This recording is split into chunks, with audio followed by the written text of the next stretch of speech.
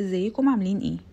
لو انت خريج كلية علمية وبتفكر تشتغل كنيوتريشنست، فالمجال ده بقى مطلوب جدا في مصر وبيتطور بسرعة كل سنة. طيب ايه هي وظيفة النيوتريشنست؟ هو اخصائي التغذية العلاجية اللي بيشتغل على تحسين نمط حياة الاشخاص عن طريق اضافة خطط غذائية مناسبة لحالتهم الصحية، سواء كانوا بيعانوا من امراض مزمنة او سمنة او نحافة او حتى رياضيين. ليه المجال ده بقى مهم ومطلوب؟ لان الوعي الصحي في مصر بقى بيزيد، ومعدلات الامراض المزمنه اللي مرتبطه بالاكل ونمط الحياه زادت جدا، فبقى في طلب كبير على وجود ناس مؤهله تساعد في تغيير نمط الحياه بطريقه علميه وامنه. مين يقدر يشتغلها؟ يقدر يشتغلها خريجي كليه العلوم، كليه الزراعه، كليه الصيدله، كليه الطب البيطري.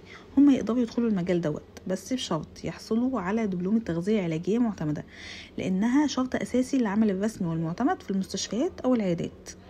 طيب ايه الاماكن اللي ممكن تشتغل فيها؟ ممكن تشتغل في عيادات تغذية وسمنة، او مستشفيات حكومية او خاصة، مراكز تغذية رياضية او اطفال، شركات مكملات غذائية، او تبدأ مشروعك الخاص كنيوتريشنست معتمد.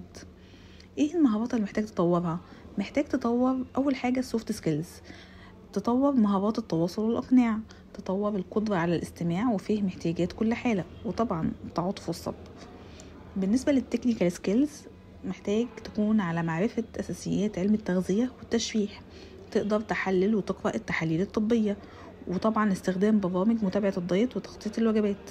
لو هتشتغل اونلاين فانت محتاج مهارات سوشيال ميديا وتسويق لنفسك كأخصائي. لو مهتم بالمجال دوت وحابب تعرف عنه اكتر، تابعنا في السلسلة الجاية اللي هنتكلم فيها بشكل اعمق عن الوظيفة ديت وازاي تكون مؤهل ليها بشكل احترافي.